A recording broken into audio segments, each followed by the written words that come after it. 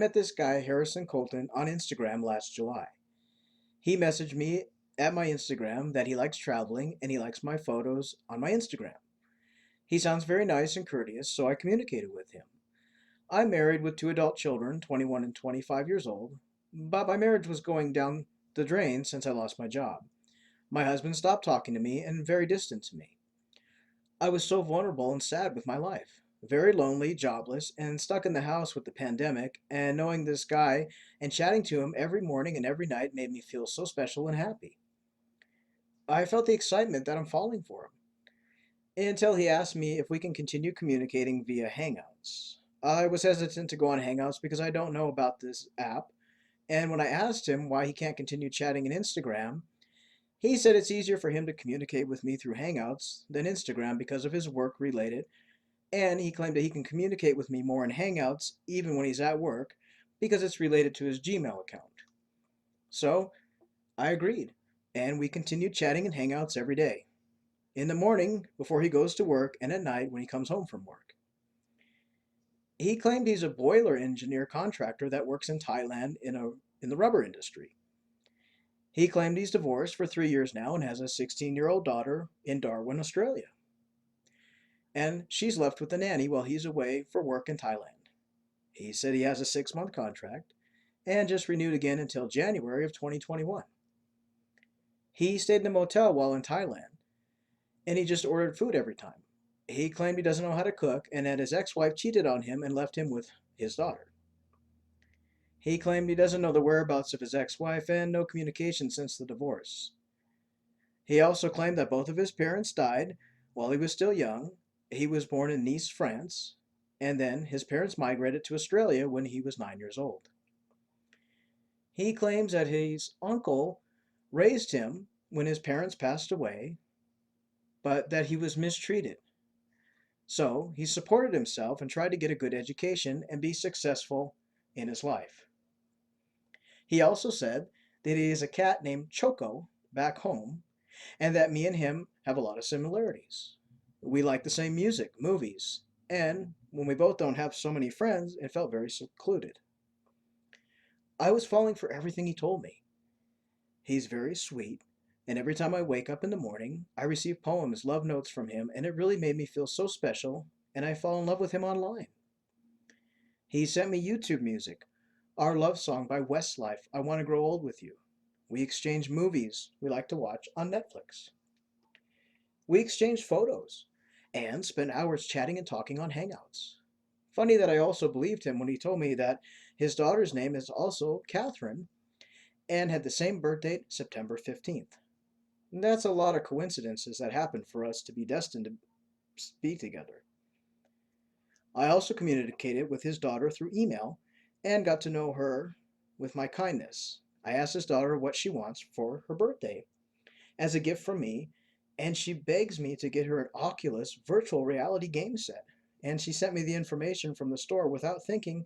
I trust that everything's okay. I sent the money, $1,000, through Western Union to a woman named Ava in Australia so they can deliver the virtual game to his daughter, but the Western Union declined, and they held my money because I think it was a scam. But despite all the signs, it never crossed me that it was a scam.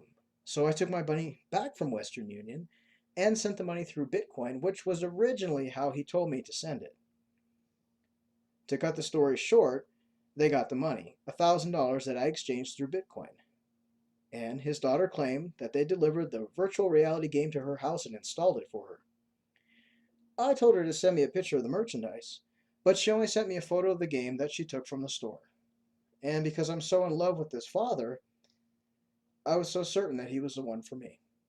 It never crossed my mind that it was a scam until I told my family and my husband that I was filing for divorce, that I found someone that truly loves me and wants to marry me and be with me for the rest of my life, traveling around the country. We planned to purchase an RV and travel the country while we were planning to settle down. He wants to buy a house and invest in some properties in the States. He claimed that I don't need to work and that he'll take care of me for the rest of my life. He even told me to leave everything to my husband and don't fight in dividing our assets, so it'll expedite my divorce.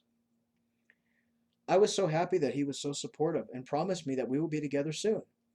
He will come to settle down in the USA with me and want to terminate his contract before January.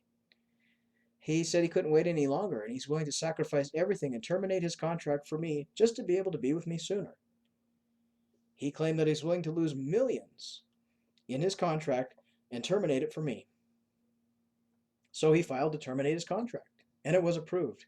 But he needs to go to Pakistan for 10 days to supervise some work before he can go here, and I'm very excited and happy and counting the days for him to come back to the USA. I already packed all my clothes in a suitcase while my estranged husband was crying for me, saying he was sorry and he didn't realize how much he loves me. He acknowledged his shortcomings, but he respected my decision that I finally found someone that makes me happy, financially stable, and I don't need to work but just travel with him. When I told my family about Harrison Colton, they were so suspicious and want to know about this guy, so I sent them photos of Harrison, his email address, and address in Australia. But my sister told me that they can't find the address of the guy, and the email address is only for a dating site. In other words, they told me this guy is fake. I was so hurt, and I can't believe with my family trying to break me up with him. I still continued talking to him secretly and ignored my family's warnings because I was so in love with him and the way he wrote me and calling me darling, dear, honey, and my queen. It melts my heart. We are against all odds. Until when he's in Pakistan. I was counting the days that he'll only stay there for 10 days to finish his work and then he'll come to the USA to be with me. He even showed me his plane ticket that he's coming September 29th, flight from Pakistan to London Heathrow, then to the US. My sister checked the flight and it's a legit flight, but when we checked his name on the airlines, his name was not on the flight list. So when I confronted him, he claimed that's because he can't go until he cleared his bank in Pakistan and he needs to show some document that it's his account and he needs to pay a 6% tax from his account of $15 million in his bank, and now he needs money to pay since his account is frozen by the Interior Affairs of Pakistan. He wants to borrow money from me, but I told him that I cannot take $13,500 in my joint account with my husband because he'll find out and he'll ask me questions. He was upset and calling me heartless, and he made me feel bad. Every time we talked on the phone, only to turn out into arguments, disagreements, all because of money. I told him that I can't take any money for him, but I advised him to pawn his Rolex watch, which I saw him, he was wearing a Rolex when he posted on Instagram. I felt so bad that I could not help him, even though I have the money, but there's something in my mind telling me to hold on and really check this guy. I told him I'll go to Pakistan and help him there personally in dealing with the bank. So I asked him for his address in Pakistan, which hotel he's staying at, and he was hesitant in the beginning. But I convinced him that I'm only going to help him if he really needs my help. So he told me he stayed at the Silk Hotel. I googled the hotel and called them to check if he was in. I told his name and even sent a photo of him in the hotel, and they told me they'd never seen this guy checked in and there's no Harrison Colton on the list. I confronted him. I told him why did he lie to me? And he got upset. That's why I never believe him and I'm always in doubt. I told him to go to the receptionist and I will talk to him there. But he said no. To cut the story short, I began to realize that he's really a scammer. And I learned a lot from your videos and stories that you post on YouTube. Since I can't get any money from him for him, he just disappeared and stopped communicating with me. He blocked me on his Instagram and he stopped answering me on Hangouts. I'm still blessed that I was able to save my marriage, and I'm glad to know from your YouTube channel that I'm not alone in the world with this fake romance online. But you gave me courage to share my story, and I'm hoping I can help someone like me who's so desperate to find true love. I'm still hurt and recovering from the pain and shame, but we all learn from our mistakes. And we'd like to thank this lady for sharing her story.